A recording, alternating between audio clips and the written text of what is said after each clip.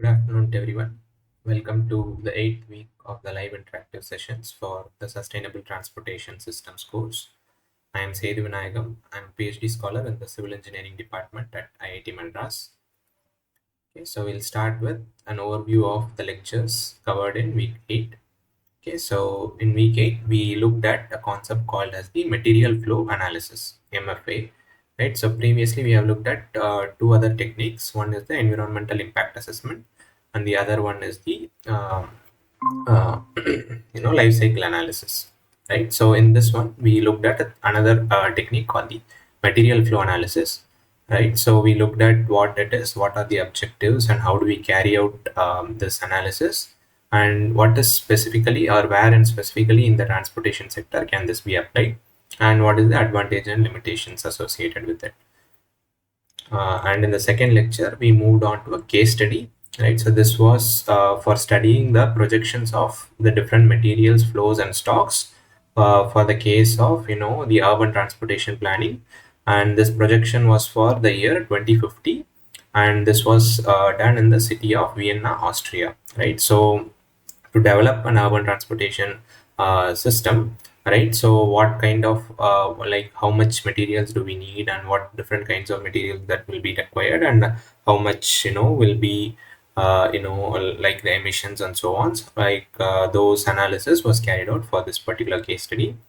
And in the third lecture we looked at a concept called as the circular economy, right? So what is the circular economy? It's basically like re-emphasizing the fact of reusing or recycling, right? So instead of taking materials, producing products out of it and then disposing them off, right? So here we look at how do we keep the materials in the economy itself, and how do we prolong or extend its life, like instead of going for new materials every time, right? So there are benefits associated with it, like we will be taking less and less of natural resources will be consumed, and also we will not be generating a lot of wastes, and therefore this lecture served as an introduction to this particular concept.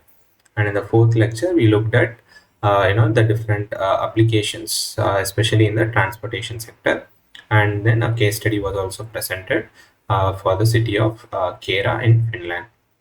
And in the final lecture, so we moved on to another topic, so which is the how to model emissions from vehicles, right? So we have been looking at or talking about these emissions for some time now, and here we were looking at a quantitative way of how to capture or how to quantify these emissions that we have been talking about specifically from the vehicles, right? So we looked at different models, right? So from various countries, what are the parameters that are being captured and used in the models, right? And how these models are could be whether they are generalizable or not for different countries, right? So there are limitations associated with it, specifically for developing countries, like in the Indian scenario, right? So that's what was covered in week 8.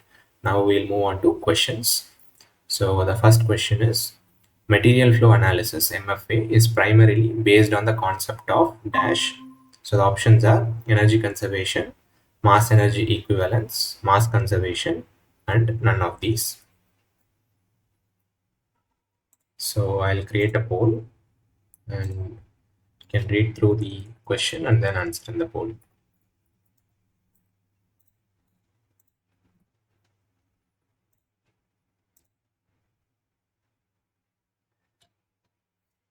Okay, the poll is launched.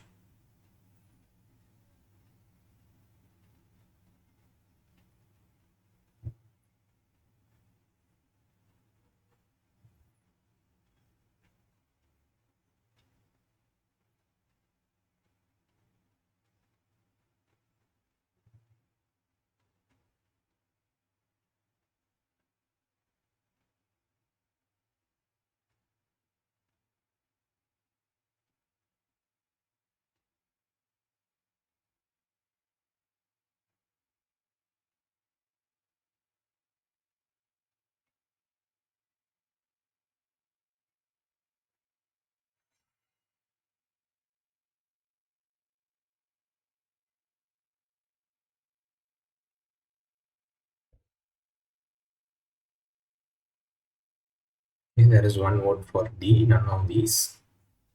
Okay, any other answers?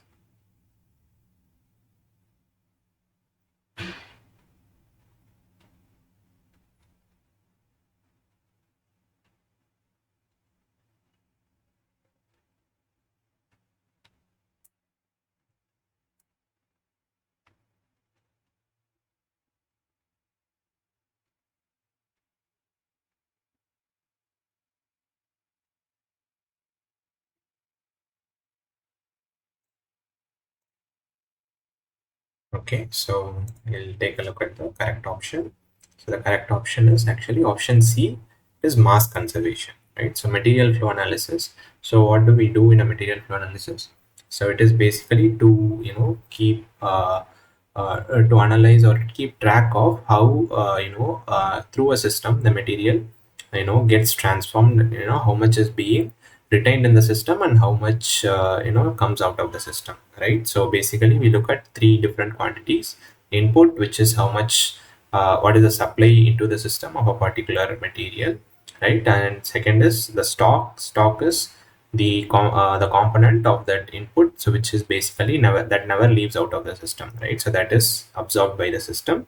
And then so whatever remains, that is the output, that is the third component, right? What comes out of the system, right? So what is this based on? So it's basically based on mass conservation, right? So the principle is that mass can neither be created nor destroyed, right? So only its form can be changed, right? So therefore the total the amount of the material, it will be conserved, right? So therefore whatever is the input, so that will be there in either in the stock or in the output, right? So the input will be divided into stock and output, and therefore it cannot be destroyed or created, right? More mass. Okay, therefore this is the principle that this MFA is based on. So therefore the right answer is C. Okay, question number 2 is during the MFA study of a system, 100 liters of fuel was consumed with 2 grams of lead per liter and 180 grams of lead was found after combustion. Then the stock in the system will be dash. So the options are 20, 200, 180 and 100.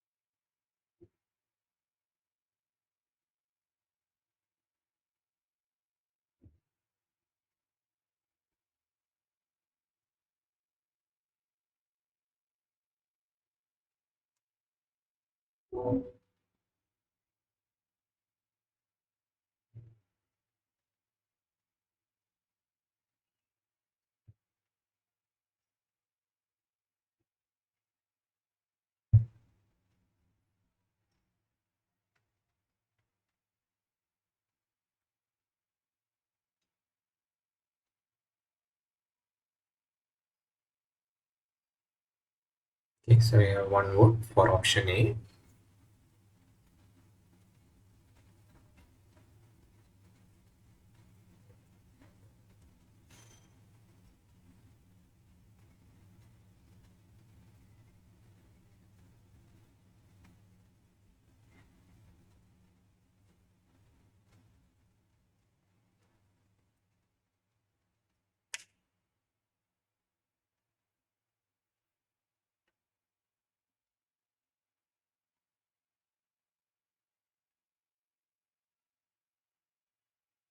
Okay, any other answers?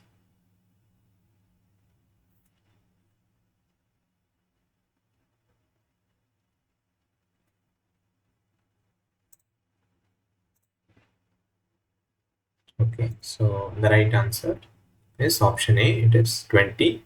So with units, it will be 20 grams. Okay, so how do we solve this? Okay, so here we are looking at a particular system and we are doing the MFA on it. So this system could be some engine, right? So because we are talking about fuel consumption here, it could be a engine or some vehicle.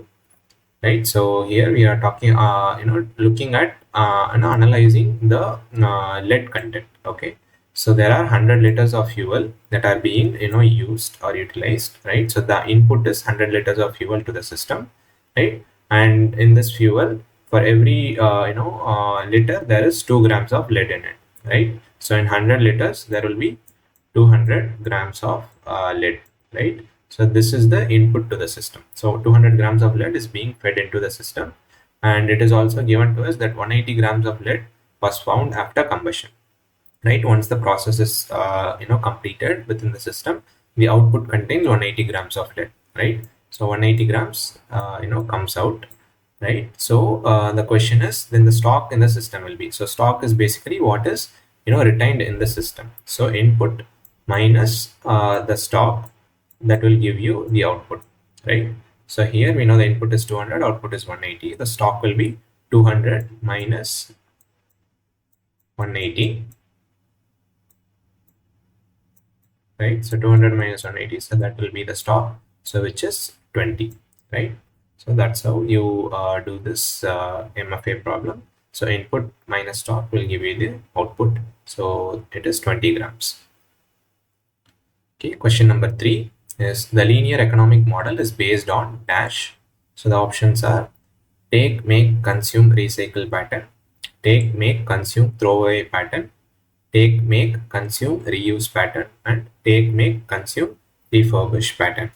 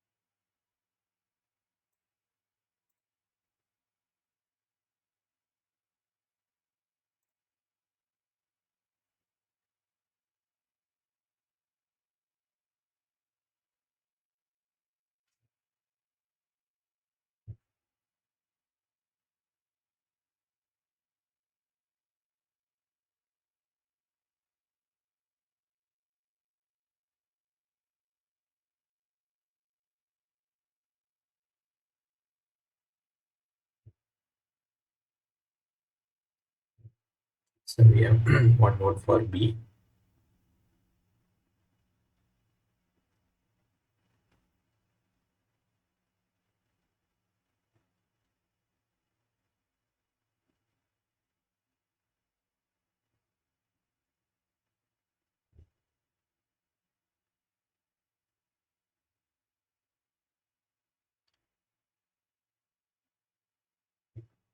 Okay, any other answer?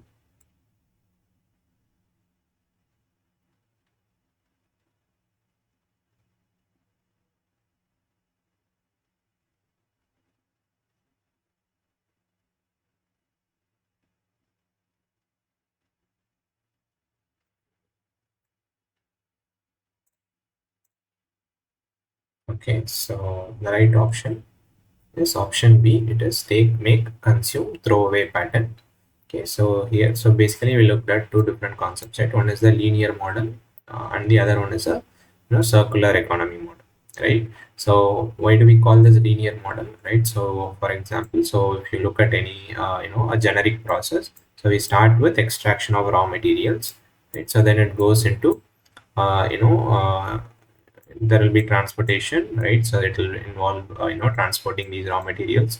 It will go to some factories for manufacturing, right? So after the required processes, then it will go to the users, right? And finally, once it's it gets or its usefulness is gone, or its purpose is served, so it will be disposed, right? It becomes waste and then it is disposed, right? So this, if you look at it, so the product starts its journey at one point, right? So that is in the raw material stage, and then it goes into the dump, so which is the disposal stage, right? So there is no connection from the disposal stage back into the the raw material stage, right? So this link is not there. So that's why this is a linear economy. So it goes only in one direction, right? So it starts from the raw material stage up to the disposal right? So there is no circular, feedback, into this process, right? So therefore, this is a linear process or a linear model because of this fact. So we take the materials, make or produce, consume or use the material or use the product, and finally we throw it away, right? So we don't, circle it back into the economy, right? So therefore, the linear model is option B. Okay, question number 4 is vehicular emission models are developed based on which of the following factors? So the options are vehicle type, fuel category, vehicle kilometer travel, and all of these.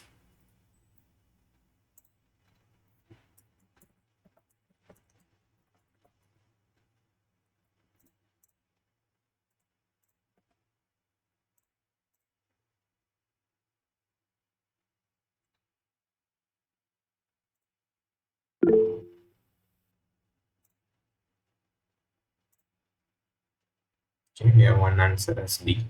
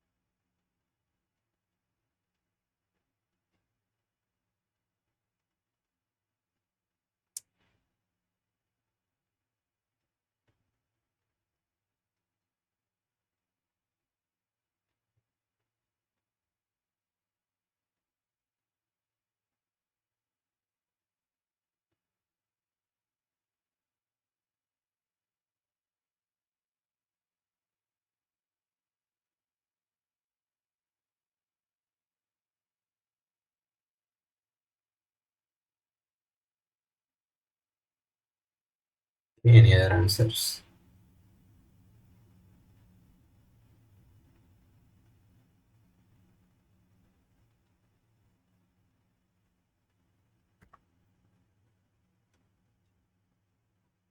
Okay, so the right option is D. It is all of these. Okay, so here we are talking about vehicular emissions, right? So these are some of the factors, that are most commonly used in the different models that we have looked at.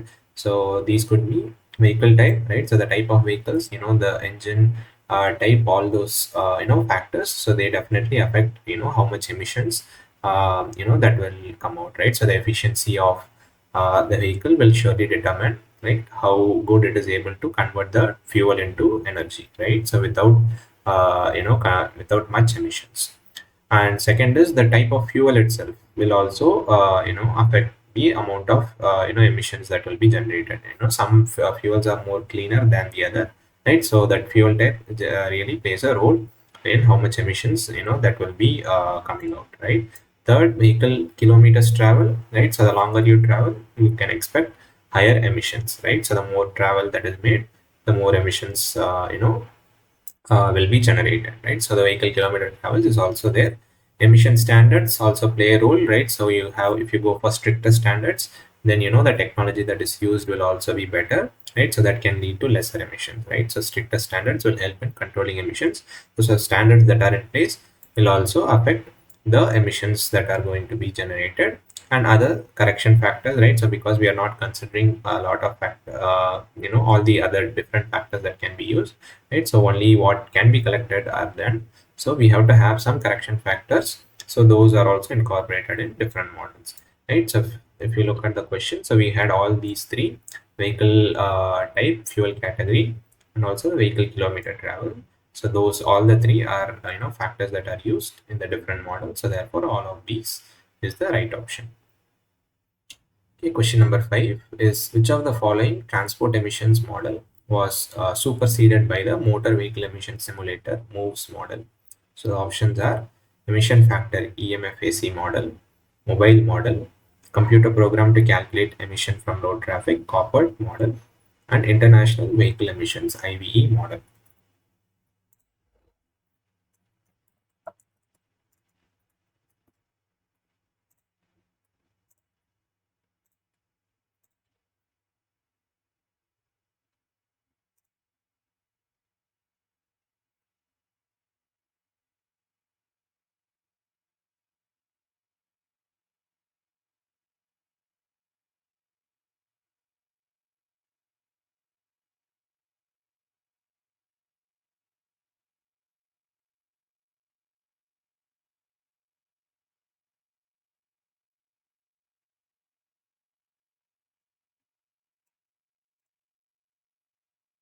So we have one vote for B, mobile model.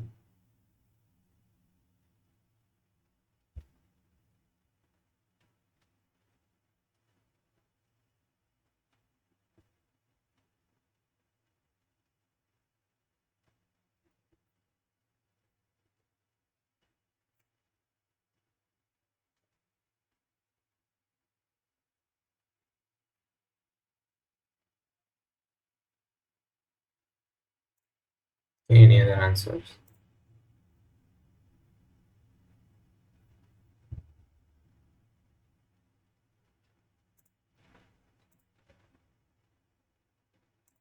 Okay, so the right option is option B. It is the mobile model, right?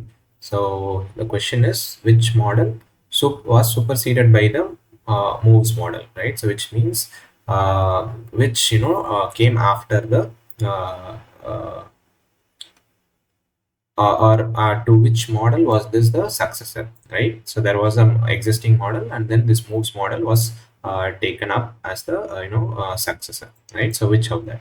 So if you look at it, this moves model, it was developed by the US EPA, right? So the United States Environmental Protection Agency, and before using this moves model, they had developed another model which is called this mobile model, right? So this was the predecessor. Mobile model was a predecessor to the moves. So if you look at it, it was again developed by the US EPA, right? So for calculating emissions from highway vehicles, right?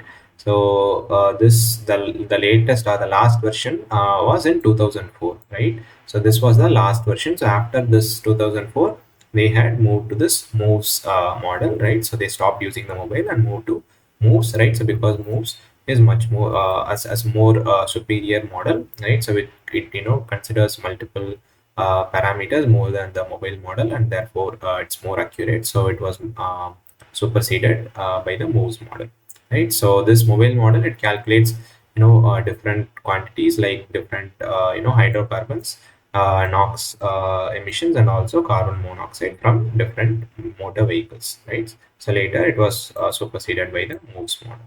So therefore the right option is option B. It is the mobile model. Question number 6 is which of the following traffic emission models is developed and used by the California Air Resources Board? So we have the same options except C is a new one, Queensland Government Environmental Protection Agency model, which is QGEP.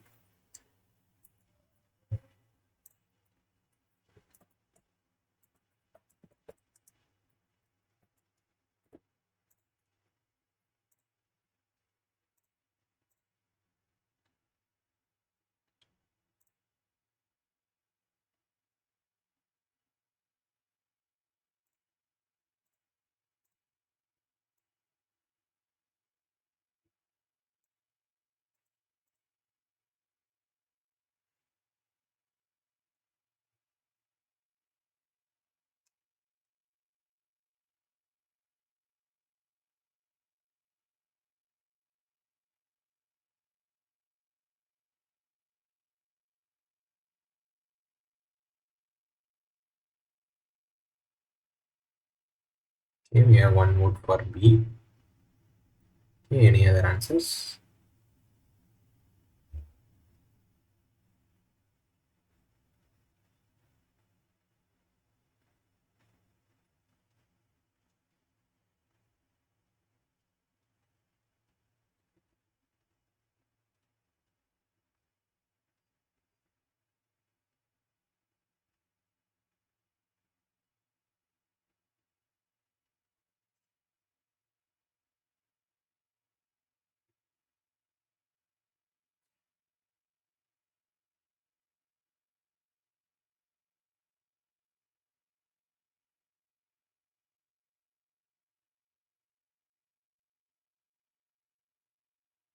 Okay, so the right option is option B. It is the emission factor model, right? So we already looked at the mobile model, right? So if you paid attention, so the mobile model was developed, but it was used in the US except for the California, right? So other than California, it was used in for calculating emissions from the highway motor vehicles. So but for California, So we have a model called the EMFAC, or the emission factor model. So this was developed by the California Air Resources Board, right? The other so mobile was superseded by moves, but for California, so there is a specific model which is the EMFAC model, right? So here the question was specifically for California. So therefore, the right option is option B. It is the emission factor model. Okay, question number 7 is the butterfly diagram is the representation of dash. So options are linear economy, circular economy, traditional economy, and none of these.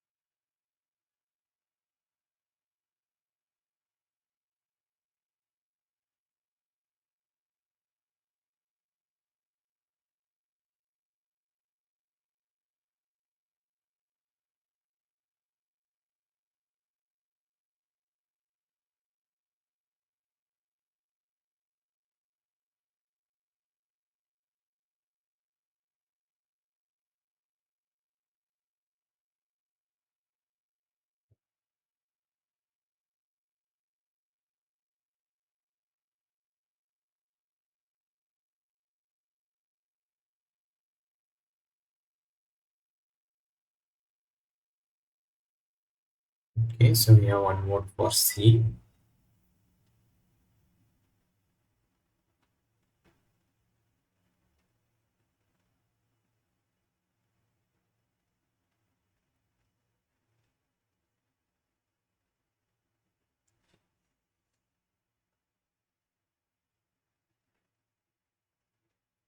Any other answers?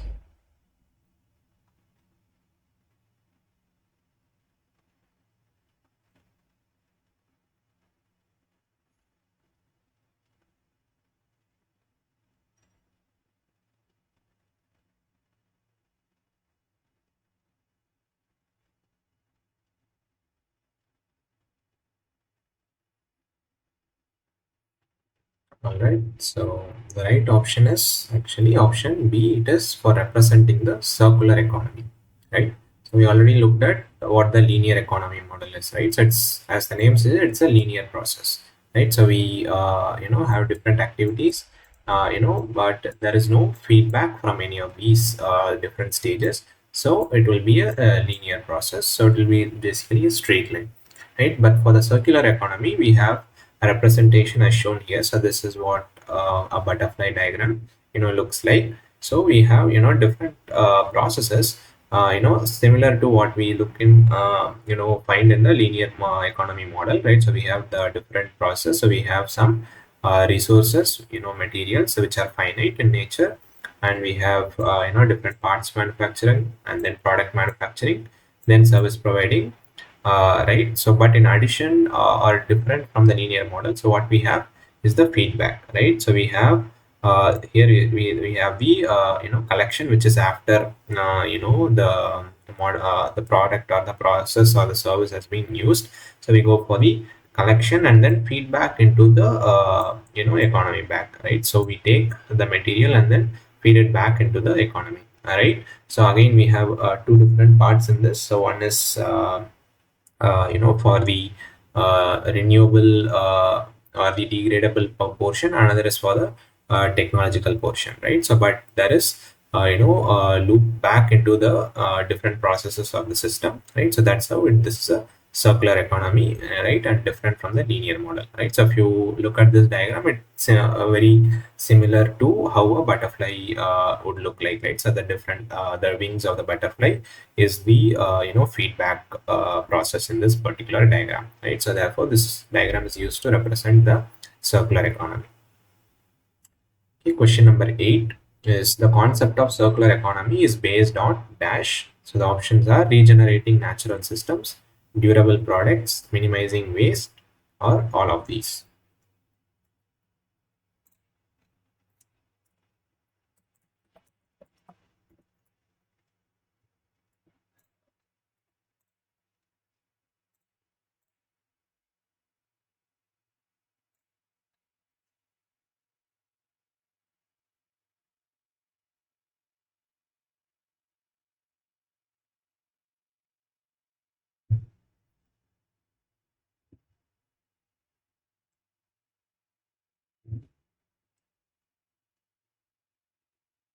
Yes, so we have one vote for D, all of these.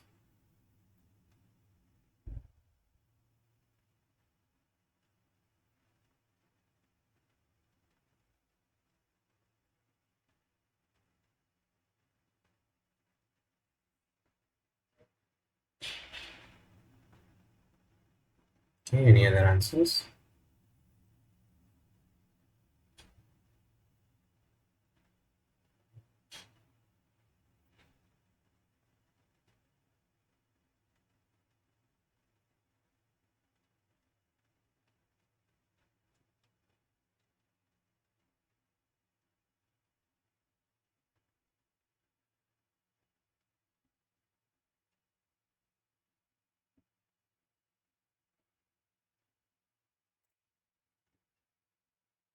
Okay, so the right option is option D. It is all of these, right? So we looked at what the circular economy was, right? So we said like there is the feedback, right? So instead of disposing of the product, so we try to reuse it, or take the materials back and then feed it back into the system, right? So instead of going for mining new materials every time, right?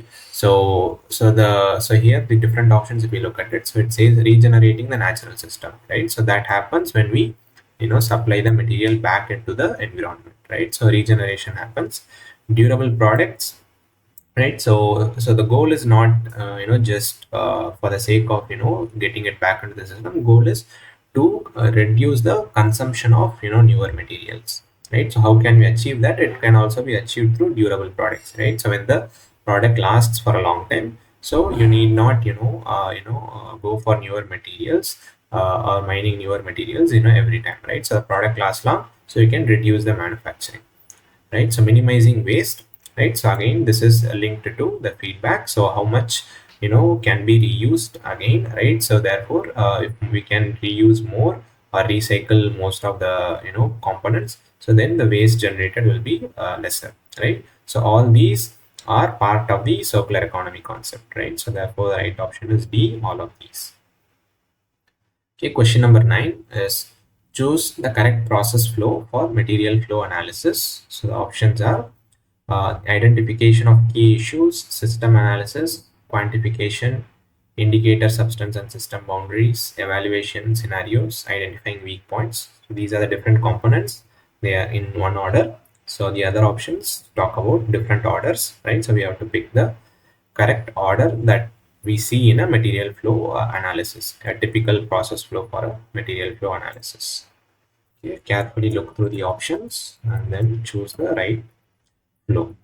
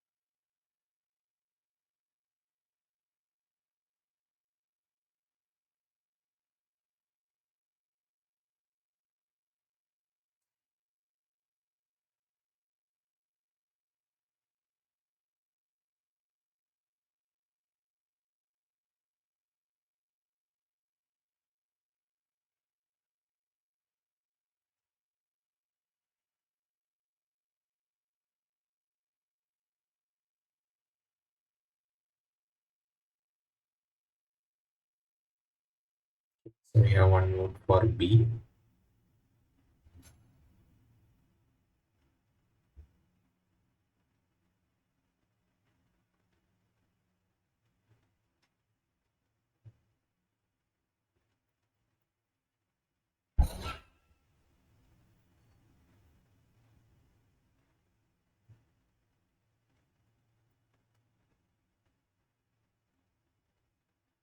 Okay, any other answers?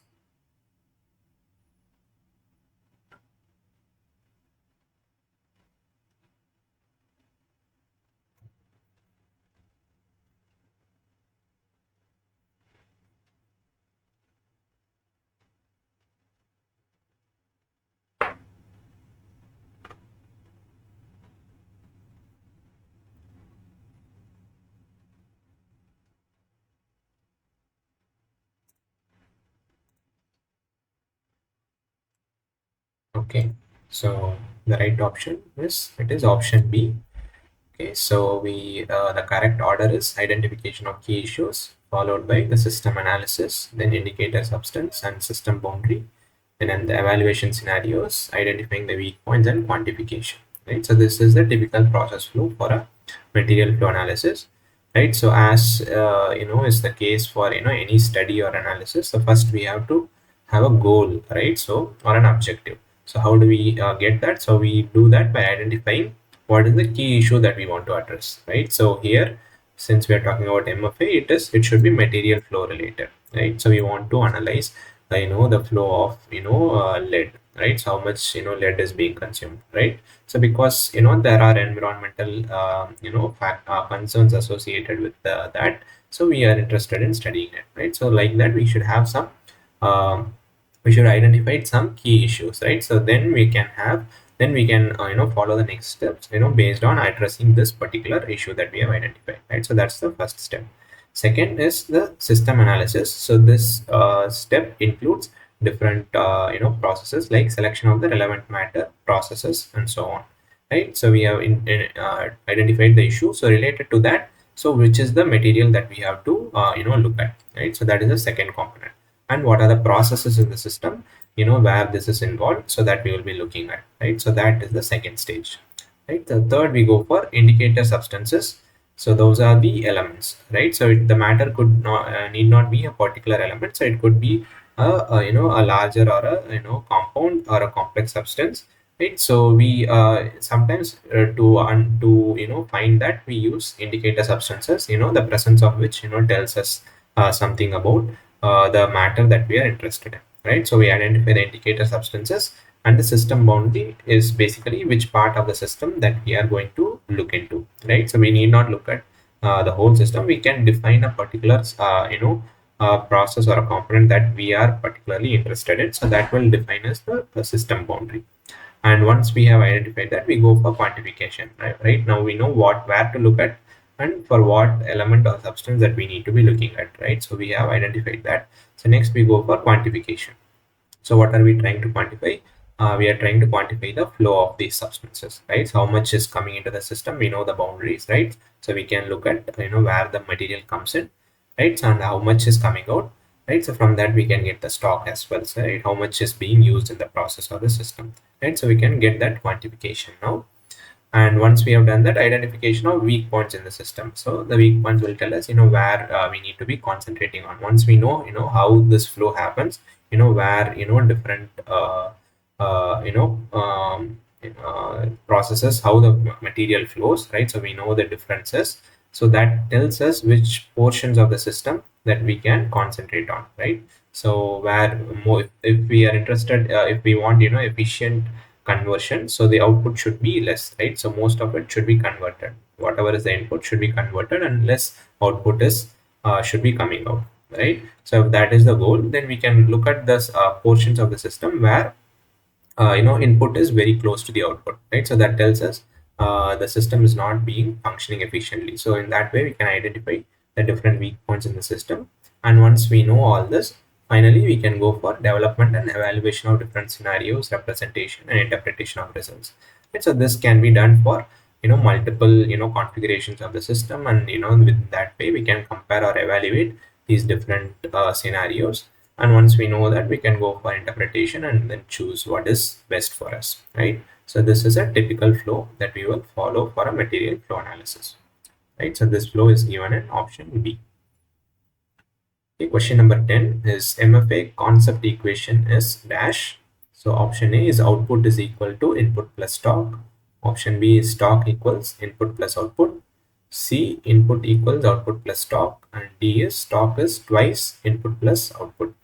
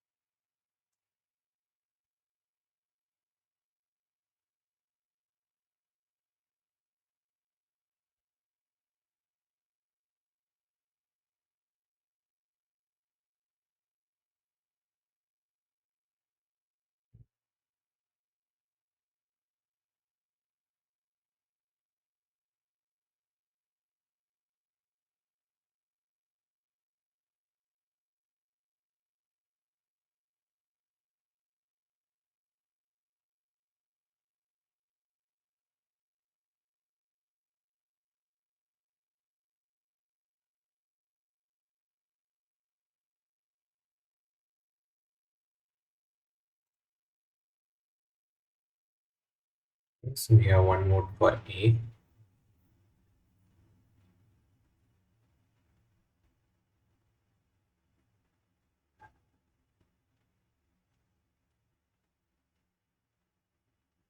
Any other answers?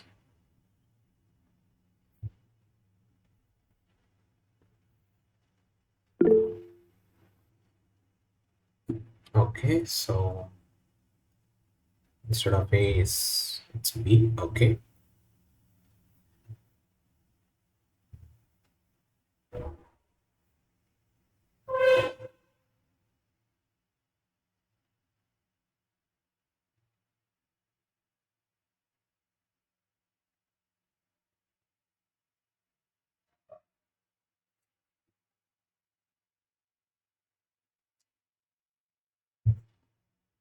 Okay, any other answers?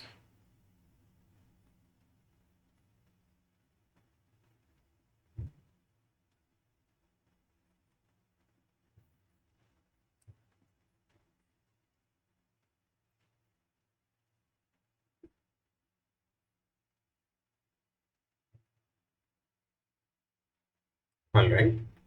So the right option is actually it is option C, that input equals output plus stock. Okay. So how do we get that? So consider. So let's assume there is some system, right? So let this rectangular box represent the system.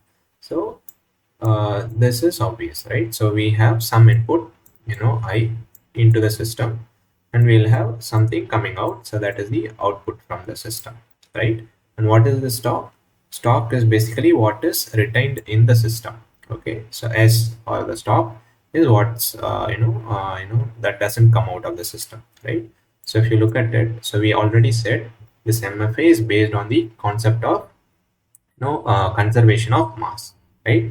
So which is that mass can neither be created nor destroyed. So the total mass that is coming into the system, right? So that is the total input, right?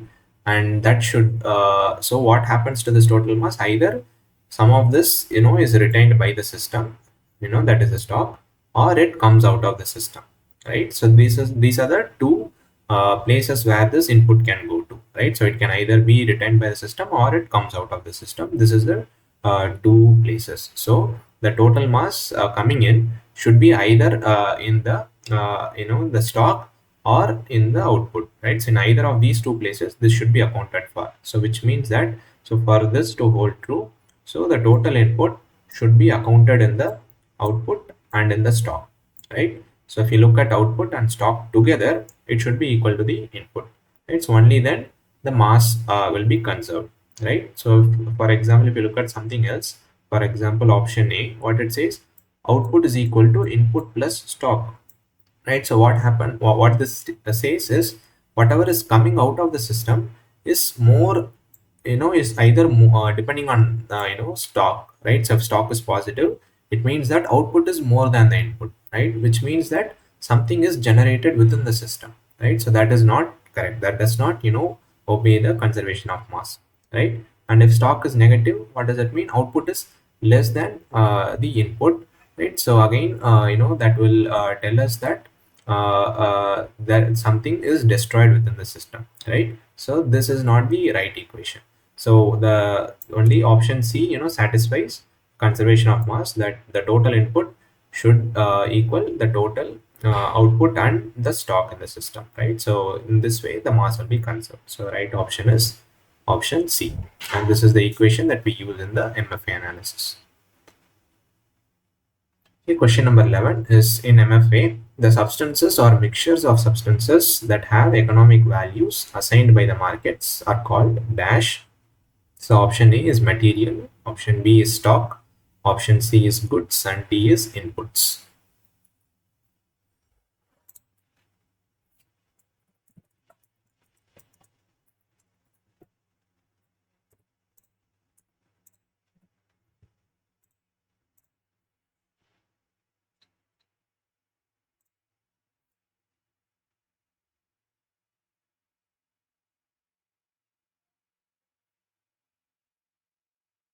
Okay, so we have one answer as C.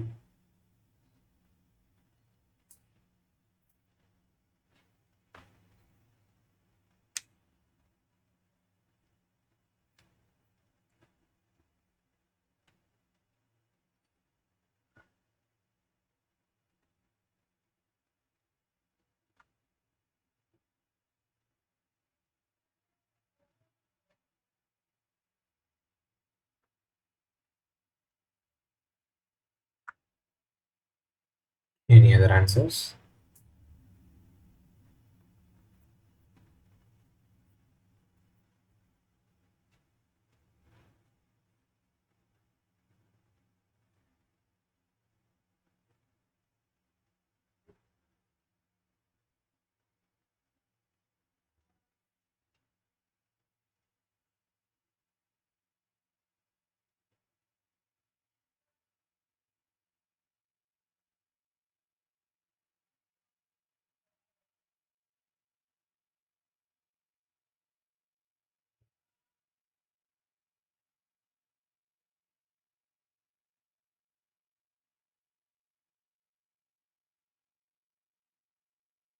Okay, so the right option is option C, it is goods.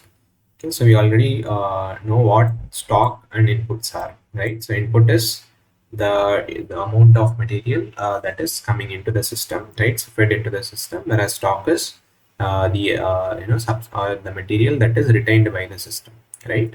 So it is between material and goods that we have to select, right? So material is basically the term that is used for some element or some substance, some type of a single type of substance that we are interested in, right? So whereas goods is a term that we use for a mixture of substances or a group of substances, right? So here we are talking about substances or mixtures of substances that have economic value. So by definition in MFA we call those things as goods. Okay, so this is by definition of goods. So the right option is option C. Okay, question number 12 is, during the MFA study of a system, 100 liters of fuel is consumed. The fuel has 3 grams of lead per liter. If after combustion 180 grams of lead was found in the exhaust emission, the stock in the system in grams will be dash, that is considering the vehicle as a system boundary. So the options are 120, 300, 180, and 100.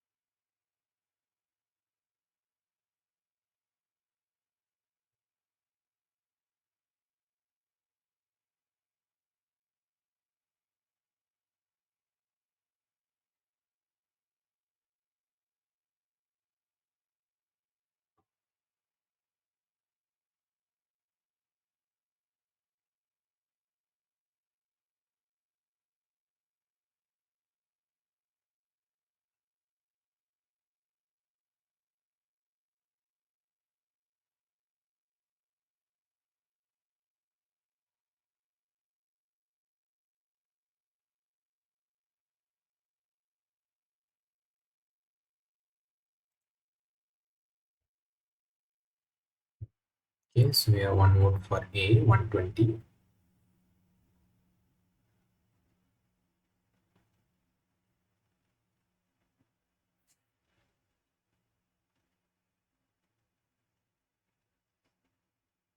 Okay, any other answers?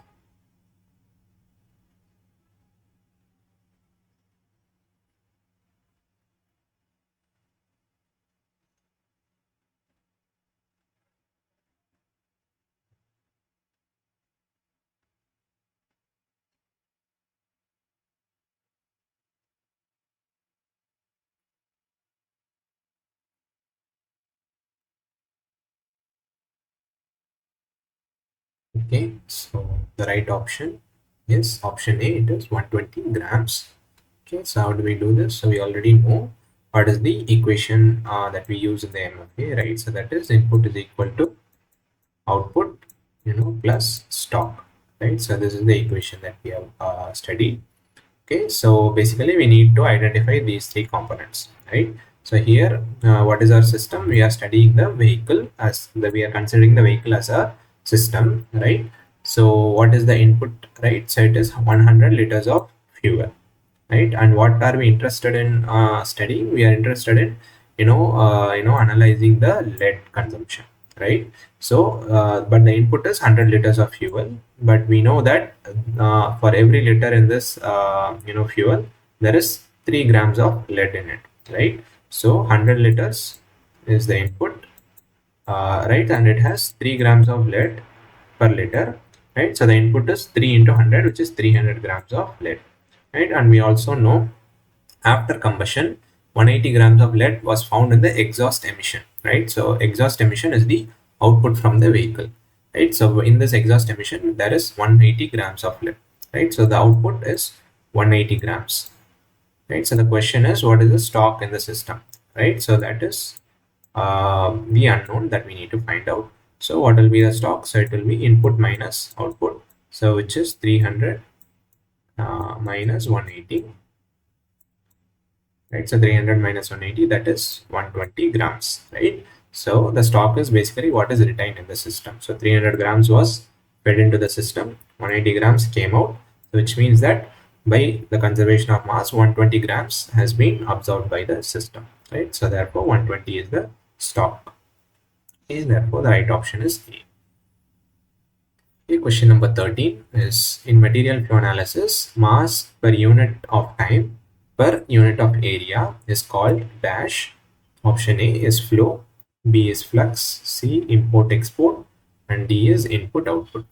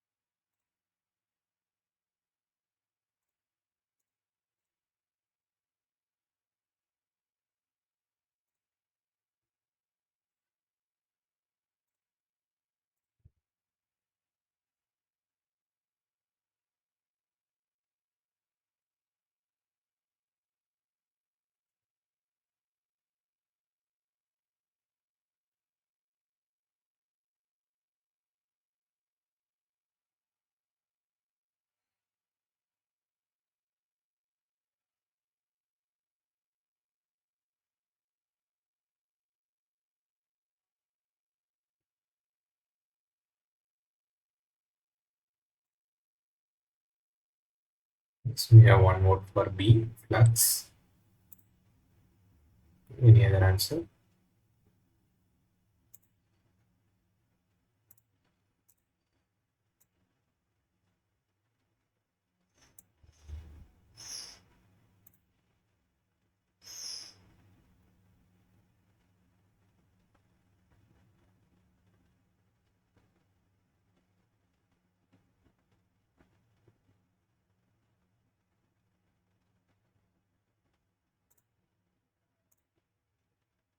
Okay, so the right option is option B, it is flux. Okay, so this is the definition of flux. So when we consider the flow, right, per unit time, and also across a cross section, right? So across a cross section, which means that per unit area, how much mass flows per unit of time. So that is by definition what we call as flux, right? So flow is, we do not consider per unit area, they're just with respect to time. So the mass, the flow of mass per unit time, so that we call as flow. And import export is basically, if you look at the system as a whole, right, and how much is flowing across the boundaries of the system, flowing in terms of the flow or the flux. If you look at the changes across the system boundary, then we call that as import or export, right? And but if you look at specific processes within the system, right, and then if you look at the flow or flux across the boundaries of these processes, then we call that as input or output, right? So based on whether it is, well, based on the direction of the flow, right? So here we are talking about the flow per unit time per unit area, so that is flux, right? So the right option is B. Okay, question number 14 is, for circular economy, which of the following is not correct? So the options are: take, make, consume, recycle pattern; take, make, consume, throw away pattern; take, make, consume and reuse pattern; take, make, consume and refurbish pattern.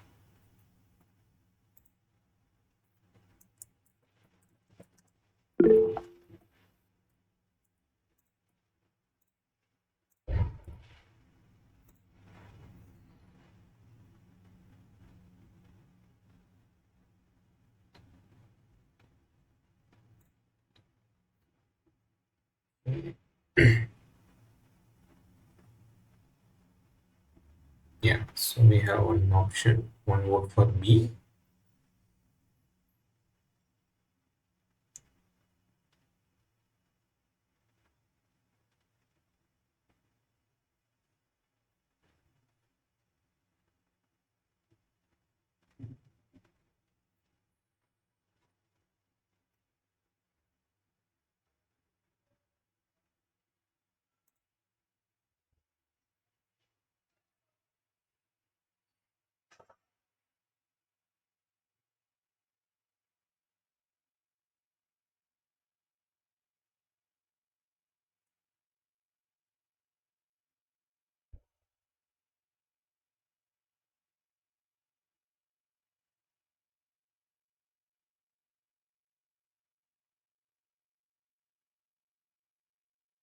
Okay, any other answer?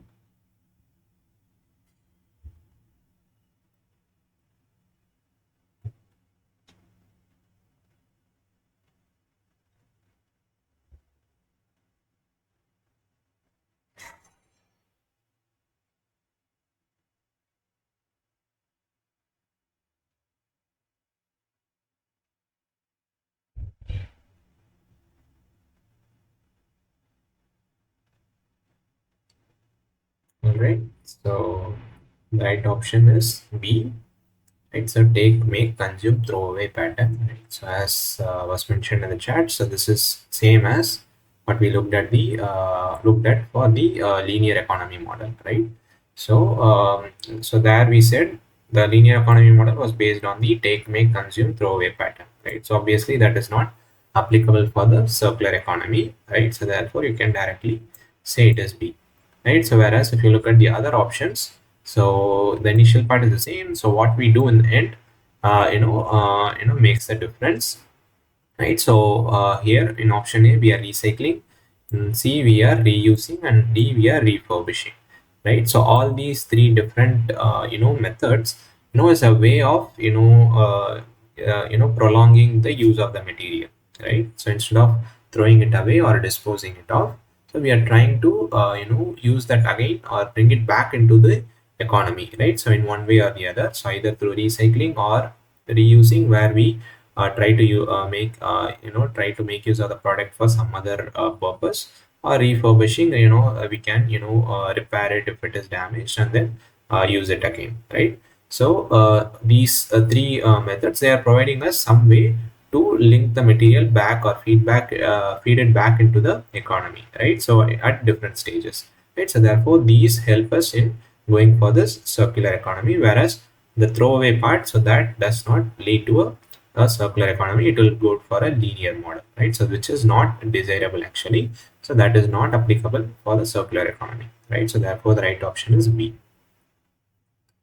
Okay, question number 15 is the linear economic model is based on higher the resource consumption, bigger the economy, and related activities.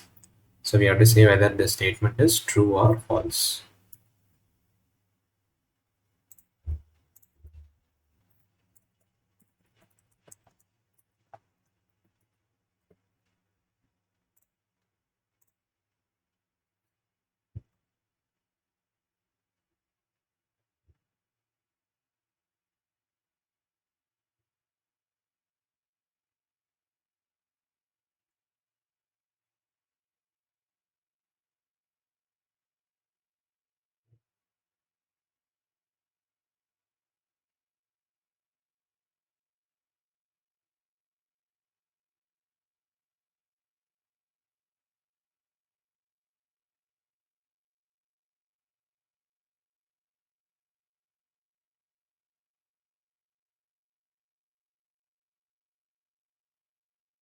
So we have one more for A, true.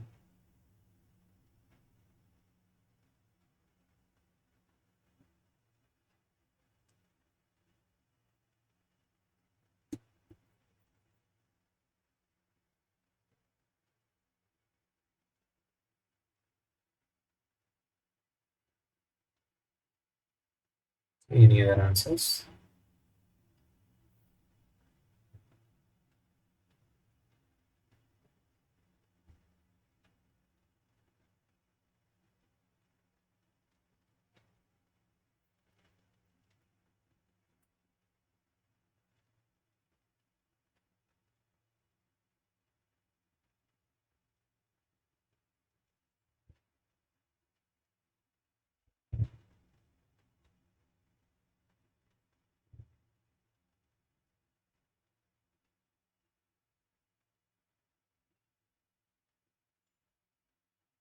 Okay, so the right option is option A, that it is true, the given statement, right? So we look the linear economy model. So as we have already seen multiple times, and there is, it follows this take, make, consume, and throwaway pattern, right? So which means that, so for for a larger economy, so generally we use the GDP as the metric, right, to evaluate the the size of the economy, right? So if you look at it, so for this, so if you need to produce more and more goods. So how would you do this? So because in this take, make, consume, throw away, so you're not bringing the materials back into the economy. So if you need higher products or produce more products, you will always go for taking or mining new materials, right? So you will be consuming the raw materials more and more in order to produce more and more goods, right? So therefore, if for a larger economy, you will go for a higher resource consumption, right? So you'll always go for newer fresh resources every time, and that will that way you're trying to boost the economy and the related activities like imports and exports and so on, right? So this is the this is how the model linear economic model works, right? So you go for higher resources and produce more and more goods, right? So but this is not advisable. Why? Because the resources are finite, right? And also the capacity of the the nature or the environment to handle the waste that we are generating is also is also limited, right? But this linear economic model does not take that into consideration, right? Assumes infinite resources and infinite regenerative capability of the of our natural surrounding, right? So which is false, right? So but this models ignores that and then considers that higher economic resource consumption will lead to a bigger economy and related activity, right? So the statement is true, but the model is not advisable to use. Okay, so we should not be following a linear model. Okay, question number 16 is the vehicle scrappage policy by the government of India was introduced in the year dash. So the options are 2019, 2020, 21, and 22.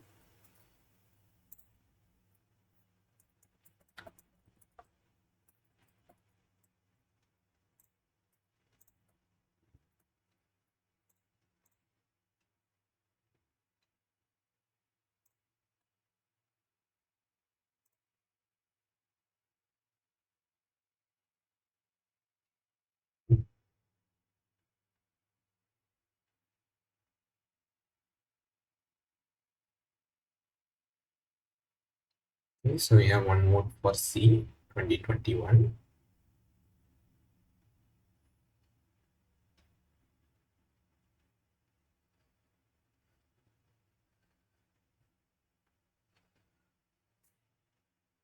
Okay, any other answer?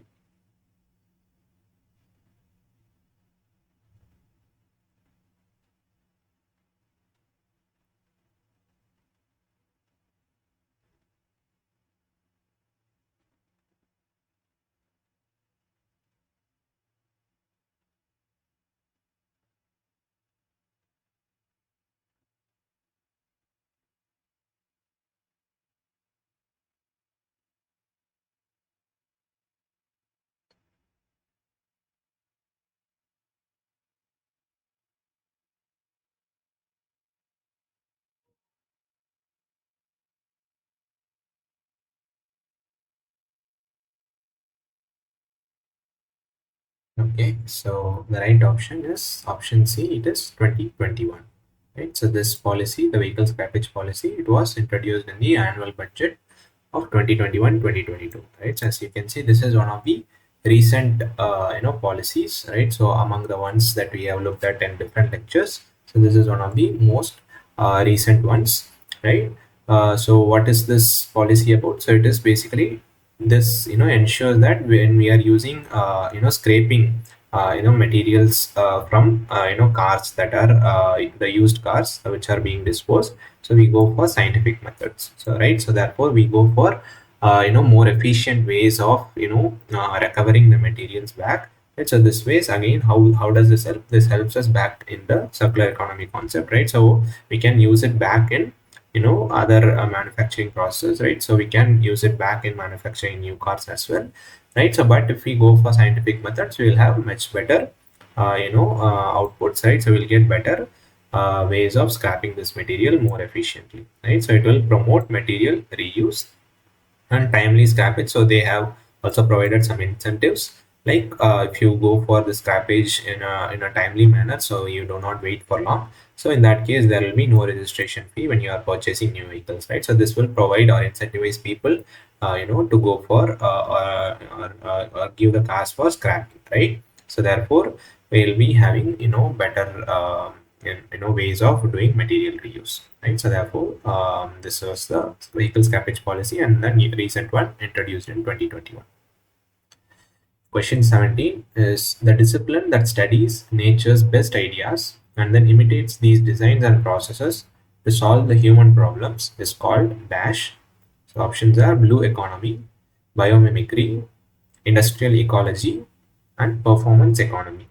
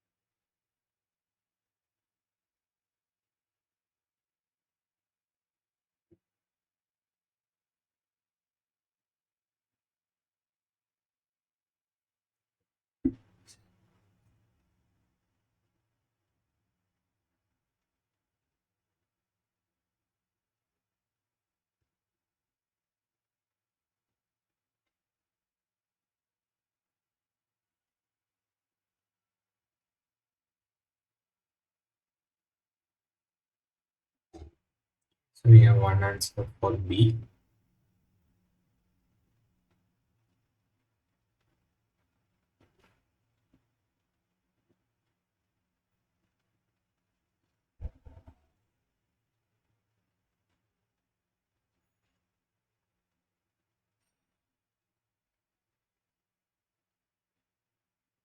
Okay, any other answer?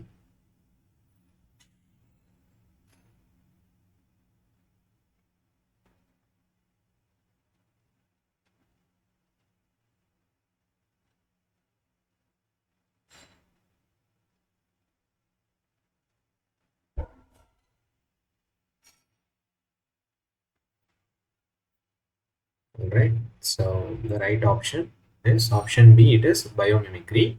Okay, so again, so this is again coming under the circular economy concept. So there are different, ideas or concepts that are within that form this circular economy concept. Okay, so one such idea is this biomimicry.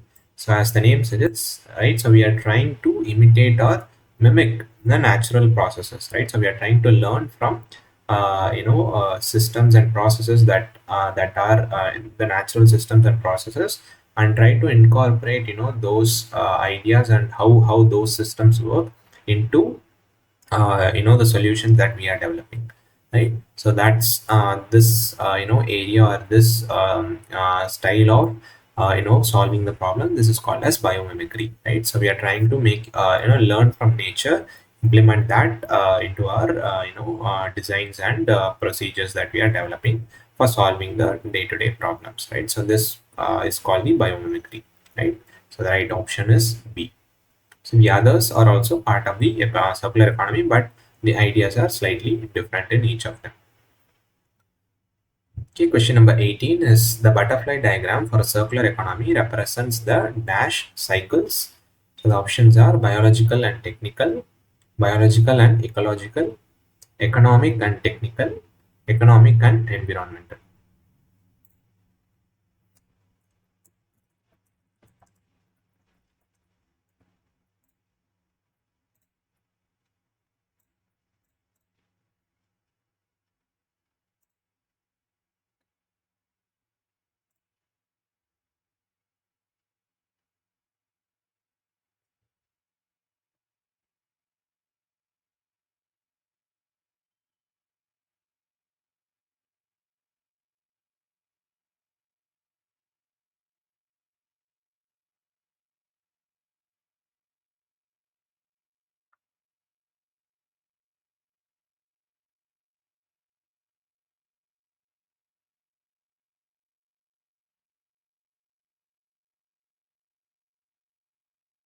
We have one more for A, biological and technical.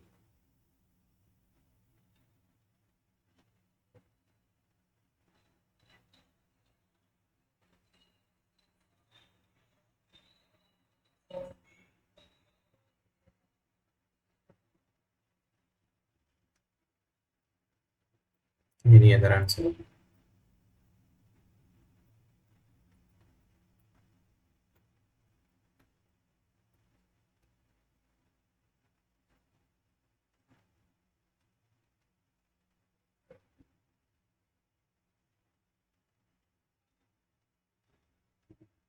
Okay, so the right option is it is option A. The biological and technical cycles are the or what's represented in the butterfly diagram, right? So we already looked at the butterfly diagram, right? So we had two parts, right? So the one on the left side and on the right side. So those two sides represents the two cycles, one for biological and technical.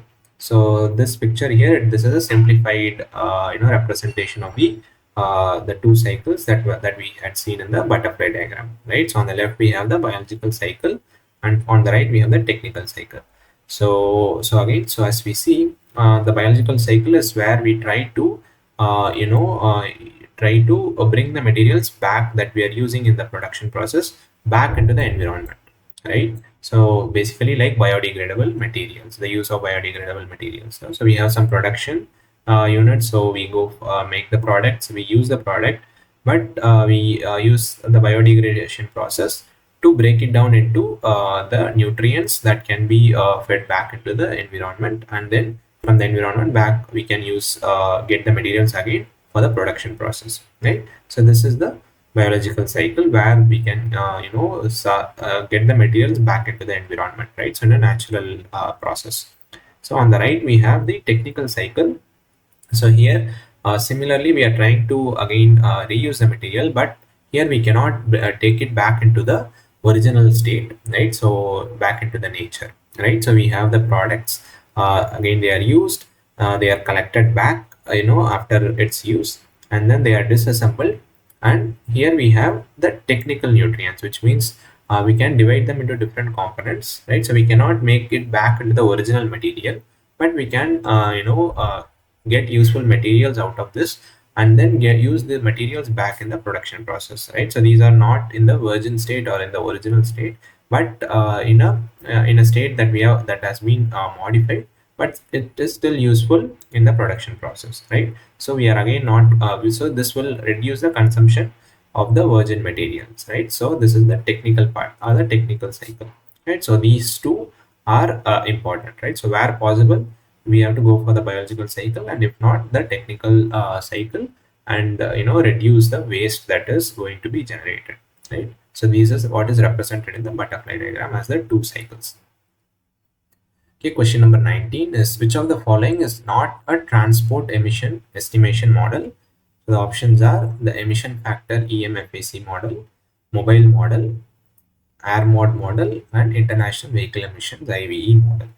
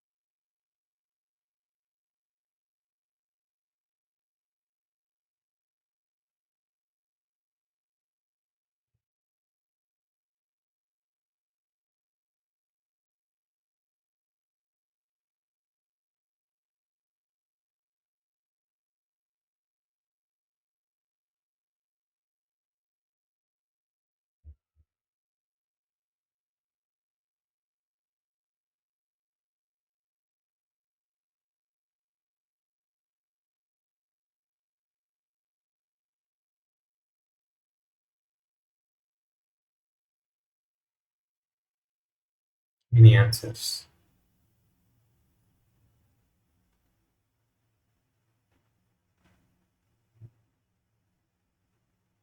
Okay, we have one vote for C, air mod.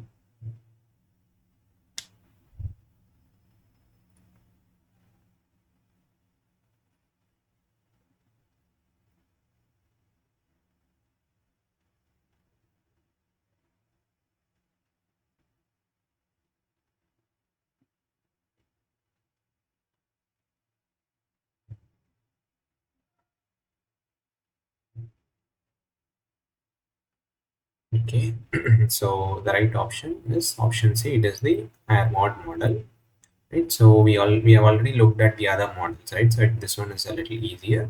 So we have looked at the emission factor model. So this is for California, and we also looked at the US EPA's mobile model, and the international vehicle emissions model is also one of the model attempts to build a generalized model, that is applicable for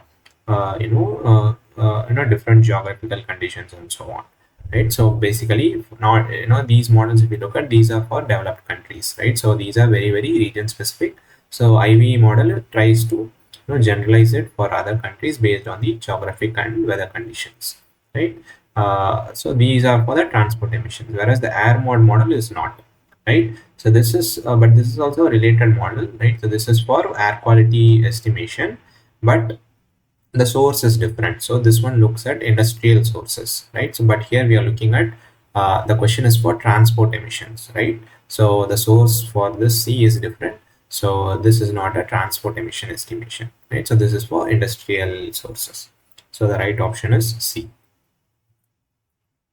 Okay, question number 20 is this is a matching question. So we have different concepts from the circular economy given in the first column, and the related ideas, or the ideas that are used in those concepts in the second column. So we have to match the right concept with the right idea. Okay, so we have cradle to cradle biomimicry, industrial ecology, and blue economy and regenerative design as the different ideas or the concepts.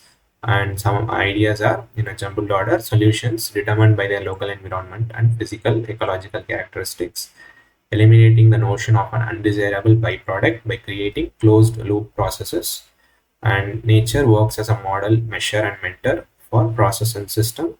And product components can be designed for continuous recovery and reutilization. Okay, we have four predefined matches. One of them is correct. So we can just go through this, think what is the right idea for each concept, and then choose the correct match.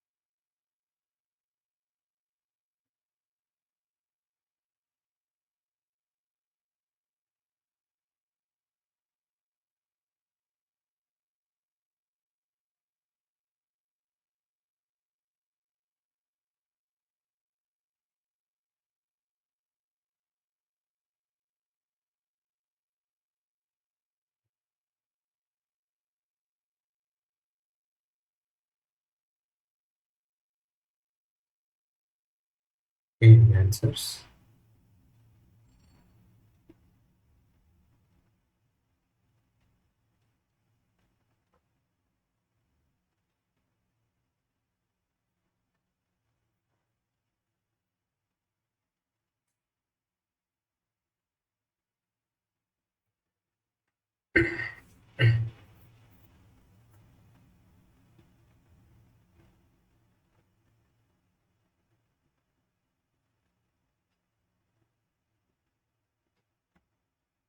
Okay, so we have one vote for C.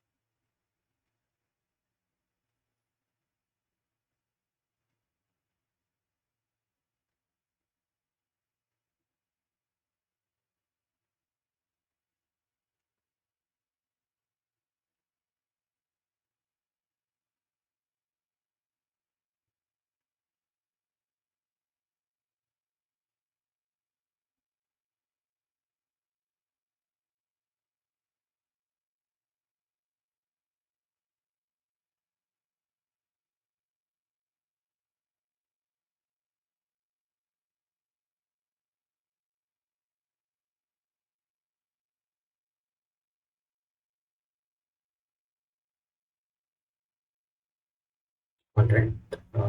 So the right option is actually option D, where A is matched with 4, B with 3, C with 2, and D with 1.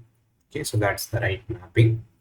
Okay, so cradle to cradle, right? So this term you would have already heard in the previous week as well, right? So we looked at this when we were defining the boundary for the LCA, right? So there we also looked at cradle to cradle as one of the boundary, right? So what does this mean? So basically, so cradle to cradle is basically the end of the system is close to the start of the system, right? So the product that is once it is used, right? So when it is being disposed, so it is being used back into the production process, right? So that is the cradle to cradle. So it starts at this in the production process, and then the material comes back into the production process, right? So that's the cradle to cradle. So so that the idea that reinforces this concept is that the product components can be designed for continuous recovery and reutilization, right? So this is the idea. So because we are designing it such a way that once the life is over for the product, so we can get the materials back, right? So either through recovery or by reusing the product again, right? So that way the product is not going to waste, right? So that means from cradle it is coming back into the cradle, right? So therefore A is matched with 4. To biomimicry, so we already looked at this individually, right? So where we are trying to mimic nature, right? So we are trying to learn from nature and use that in our solutions. So that is given in 3. That nature works as a model, a measure, and a mentor for process and systems, right? So therefore this is the definition. So B is matched with 3. And C is industrial ecology. So in industrial ecology, the idea is that so we want to again do not want to have this linear process, right? So which means that we do not want to have any byproduct or any substance that cannot be used again, right? So we do not want any byproducts or undesirable byproducts which have no use, right? So we want to eliminate that. So eliminating the notion of undesirable byproducts by creating closed loop processes. So whatever we are creating, so that is useful. So there is nothing that is branching out as not useful, right? So everything is in a closed loop. So whatever we are creating is useful.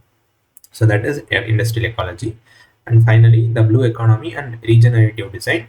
So that's so in this concept we are trying to generate solutions that are based on the local environment and physical and ecological characteristic, right? So we are not trying to do a one size fits all solution, right? So based on the characteristics of the local systems that we are trying to address, right? So we design or adapt the solutions accordingly, right? So we do not use a single template for solving all the problems.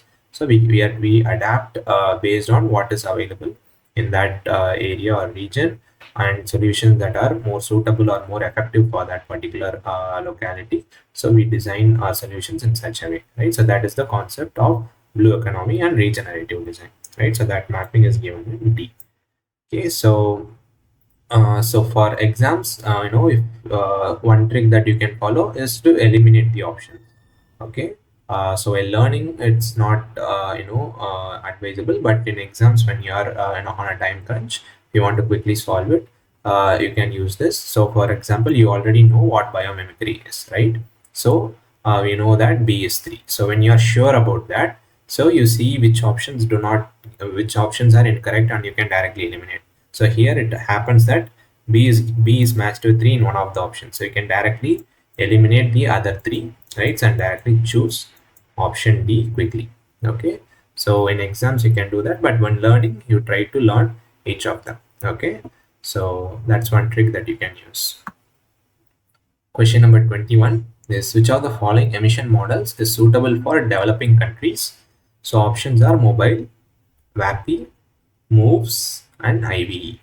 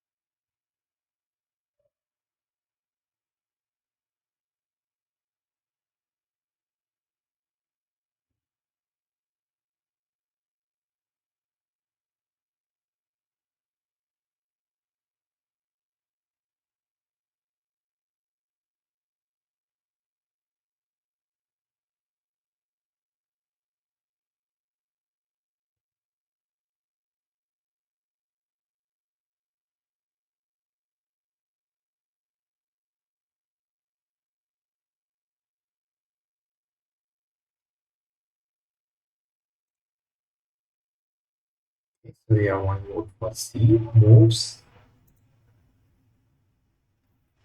Any other answers?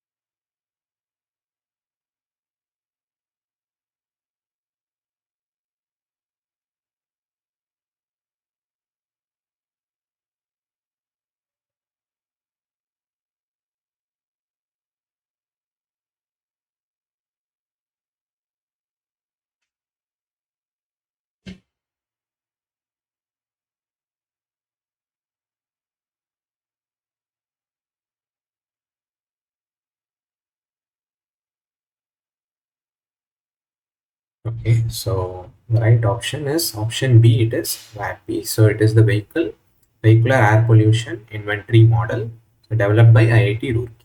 Okay, so if you look at the other models, mobile, moves, and IDE, so these are developed by the developed countries. Okay, so for their conditions, these models were developed, and therefore they are not really transferable to the developing countries, right? So they have higher data requirements as well. Like they need inputs on different factors, which may be difficult to collect in developing countries. Okay, so these are not really suitable for use in developing countries. Whereas if you look at the VAPA or the VAPI model, so this was designed, specifically keeping in mind developed countries, right? So as we know, this was developed in India, so it is also applicable to other developing countries because it is designed, in that way.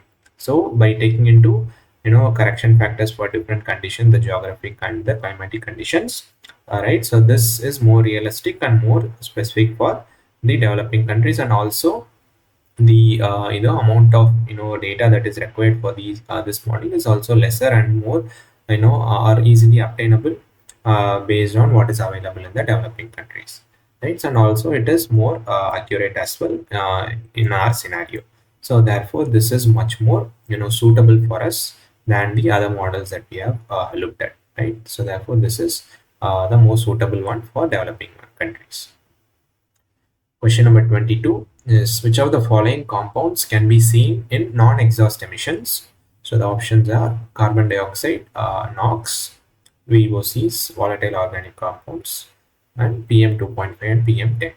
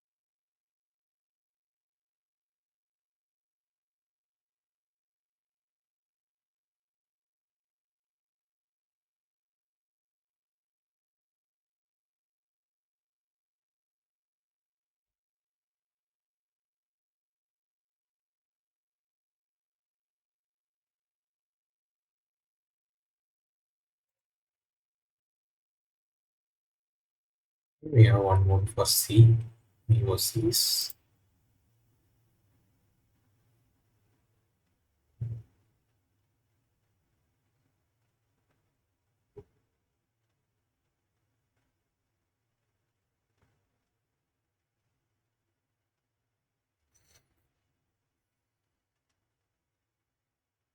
Any other answer?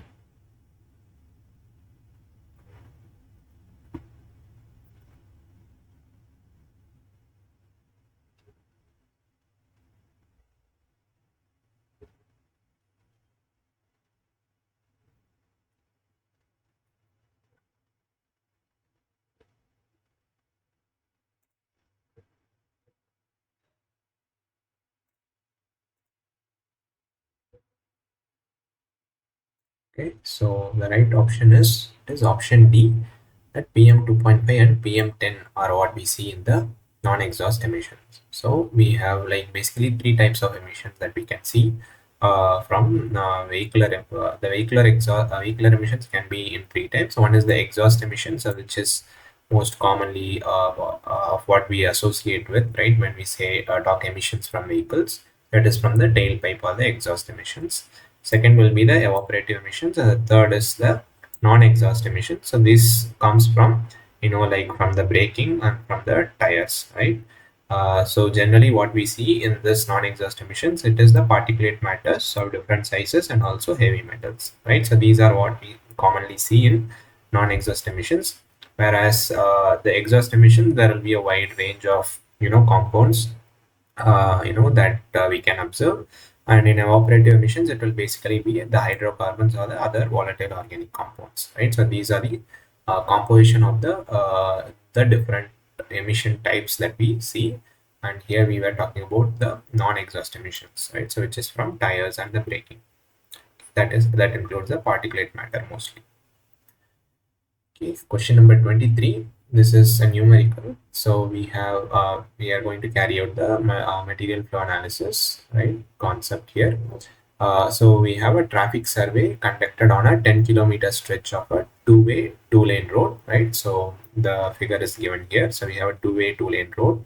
The emission factors and the traffic data are given in the table, right? So we have different vehicle types that are using the road, right? And for each of the vehicle type, so we know what is the emission that is given in tons of carbon dioxide per kilometer. So if this vehicle travels 1 kilometer, how many tons of CO2 will be coming out? So that data is given. And also from the survey, we know how many vehicles are using each lane. So, right, remember this is a two-way, two-lane road. So for each lane, we know how many vehicles are using this road every hour. Okay, so that information is given to us.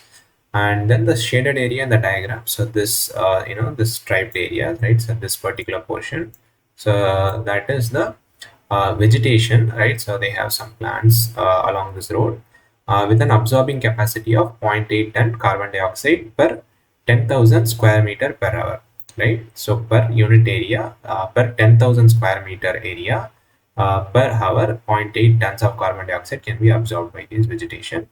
And similarly for the road and the concrete surface that is surrounding the road, so those also have some absorption capacity, which is zero point 0.2 ton carbon dioxide per 10,000 square meter per hour, right? So what we want to do is find the input, output, and stock. So you want to quantify the input, output, and stock of the emissions, right? So what is the emission? So this is our total system, right? So this 10-kilometer stretch of the road is our system. So how much emission is first coming into the system, that is from the different vehicles, and then output is how much is going to get into the air, and the stock is what will be absorbed by the system. Okay, these three quantities needs to be estimated. Okay, so what is the input, output, and stock? So for this, you can use the chat. You can give three numbers one for each input, output, and stock.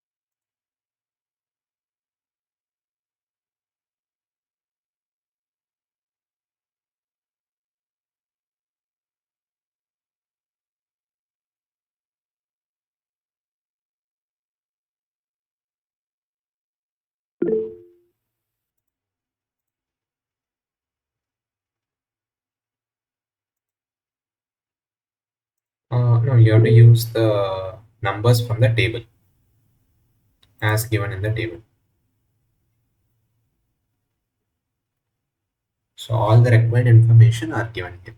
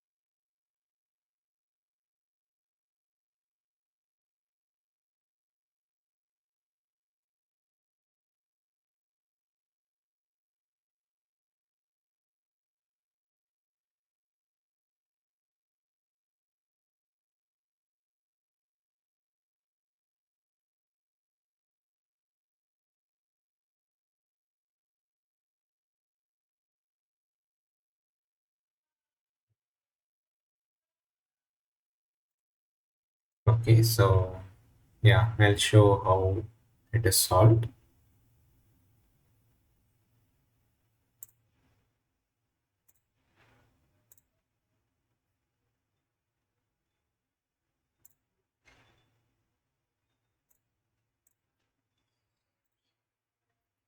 All right. So so basically, I have the same table that was shown on the slides. Okay, so we have the emission data and as well as the traffic data given. So which is given copied in this table. Okay, for different vehicle types, we know their emissions per kilometer and also how many vehicles are using this roadway per hour. Okay, so what we want to calculate to get the input for the system is how much will be the total emissions from each vehicle type per day. Okay, so that's how we will get the input for the system. So we will do this with each vehicle type first. So for two wheelers, so we know zero point 0.4 tons per kilometer will be emitted, and the length of this road is 10 kilometers, right? So zero point 0.4 into 10, that will give us the carbon dioxide released by one two wheeler when it travels the stretch of the roadway, right? But we have 10 two wheelers crossing this road in 1 hour in lane 1 and 22 wheelers crossing this road in lane 2 every hour, right? So which means that this has to be multiplied by 30, right? Because 32 wheelers are using this 10-kilometer road, right? And also we need this emissions for the whole day, right? Whereas this number 30 vehicles is only for 1 hour. So therefore we will multiply this by 24, right? So 2880 tons of carbon dioxide per day is emitted by two wheelers that are traveling on this 10-kilometer stretch of the road. Okay, so this we can be repeated for the other vehicle types. Okay, the same thing. So the total vehicles that are using in 1 hour multiplied by 24 multiplied by the emission rate will give us for that day how much emission will be done coming out from this road stretch, right? So that is repeated for all the vehicle types, and if we sum all these up, okay, which is what is done here, so that gives us the input, right? So which is 51,120 tons of carbon dioxide per day. Okay, so that is for the input part. Okay, any questions with the input?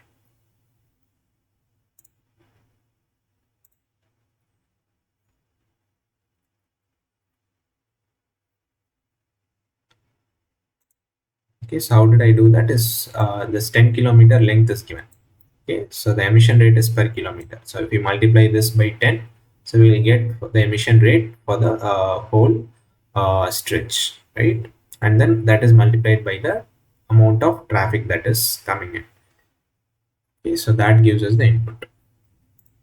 Okay, next we want to find the stock and the output. So first we will find out what the stock is. So for this we have three different components here. One is the vegetation, then we have the roadway, and then the concrete surface on the sides. Okay, so the length of all these components is the same. Okay, all these are 10 kilometers, right, which is equal to the stretch of the road. But the width is different for each of them. So what is the width? So here we have this information. So the total width is 180 meters, right? Out of which 90 meters is for the vegetation plus the roadway. And the roadway itself is 70 meters. Okay. So the roadway width is 70, which means there is 20 meters for the vegetation, right? 10 meters on either side. And so from 180, if vegetation and road takes 90, which means the concrete surface together on both sides, has a width of 90 meters. Okay, 70 for roadway and 20 for the vegetation and 90 for the concrete surface. So those are the width. Okay, so 20 meters is the width for vegetation, 70-meter width for the carriageway, and 90-meter width for the concrete surface. Okay. Next, we need to compute the area. So why are we computing the area? Because the absorption capacity for these elements are given, per unit area per hour, right? So we need to know the total area then only we can get the total absorption that is done in one day. Okay, that's why we are calculating the area. So how do we get the area? Because these are rectangular elements, right? So we are finding first the length and the width, and then we are going to calculate the area, right? So remember, the length is in kilometer, width is in meters, so we need to be careful about the units. So it will be the length, we will convert it into meters by multiplying it into 1000, multiplied by the width, which is already in meters. Okay, so that is the area, right? So we have repeated that for the other elements as well. So we know the area of each element in square meters. And the absorption capacity, as given in the question, it is zero point 0.8 tons of CO2 per 10,000 square meter per hour for vegetation, and zero point 0.2 for carriageway and concrete surface. Now, to get how much is the total absorption done by each of these elements in one day, right? So how do we do this? So we know the absorption capacity, so per 10,000 square meter. So which means we can multiply zero point 0.8 by the area, but the area has to be divided by 10,000. Why? Because this is per 10,000 square meters. Okay, so we will divide the area by 10,000. Okay, so 16, the 16 is not per day, this is per hour, right? 16 tons of CO2 can be absorbed by this 20,000 square meter of vegetation, right? If we need it for one day, we need to multiply this quantity by 24. Okay, so this is for vegetation, so this has to be repeated for the other two as well. So that will and if we sum all these up, so this will give us the total stock, right, in the system. So 1152 tons of CO2 will be absorbed by the system, that is by the vegetation, carriageway and concrete surface together in one day, right? So for the input is 51,120 tons, right? So what is absorbed is 1152. So what will be the output? It is the difference between the input and the stock, right? So input minus stock, which is 49,968 tons of CO2, is what will be released into the environment, right? So this is how we find the or carry out the MFA. Okay, any questions?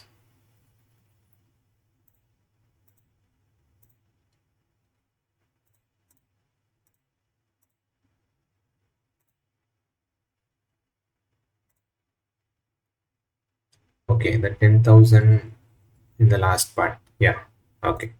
So if you look at the absorption unit of the absorption capacity, what are they saying? So it is given in tons CO2 per 10,000 square meter per hour, right? So which means this zero point 0.8 tons of CO2. So if you look at 10,000 square meters of vegetation, right? So this 10,000 square meters of vegetation in 1 hour can absorb zero point 0.8 tons of CO2, right? How much we have here? 20,000, right? So 20, so we have 2 lakh square meters of vegetation, right? So if 10,000 square meters can absorb zero point 0.8 in 1 hour, how much 2 lakh can absorb?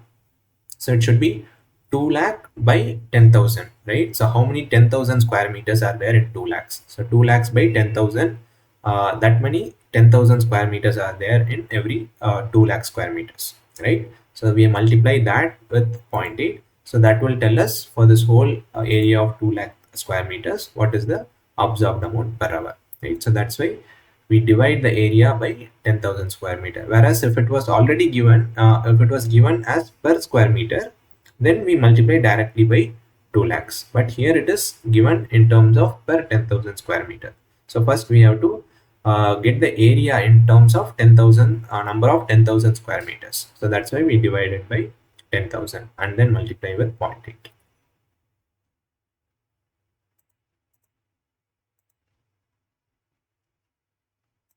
Okay. Is that clear?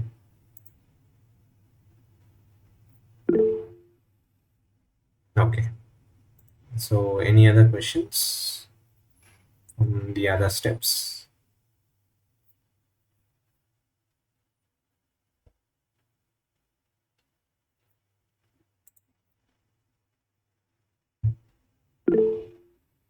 Okay. So there are no questions, so we can conclude today's session. Okay. Thank you for attending. So we can meet again next week. Okay. Thank you.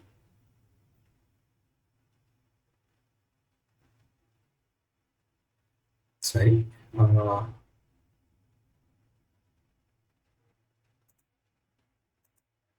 so I did not get it. What mark are you?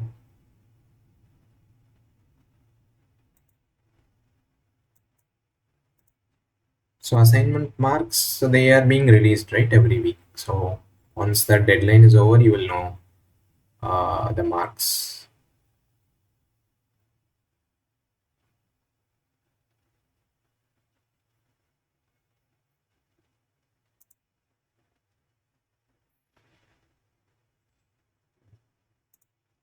Okay, mark for each question, so that you can contact or ask in the discussion forum. So it will be answered by the TA who handles it. I don't have any idea on the split up of the marks. So maybe you can get it clarified from the discussion forum. Yeah, thank you.